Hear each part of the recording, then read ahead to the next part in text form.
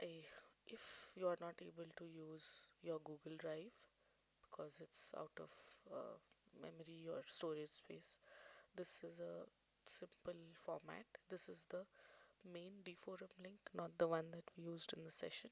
I'll say share the link of this as well. After you run the first slide and first cell, when you're about to run the second cell, which basically mounts or adds the Google Drive, just uncheck this and then run it here. And then all the other steps will be the same. What you'll observe is that on the side you should have a two folders here. One is models and one is output.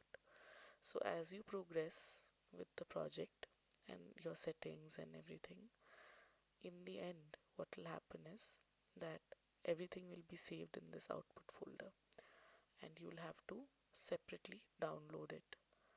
Maybe separately you have to download the images or something like that. So you'll have to have a look at that. But this is a simple format in which you can very quickly use it without having Google Drive. Thanks.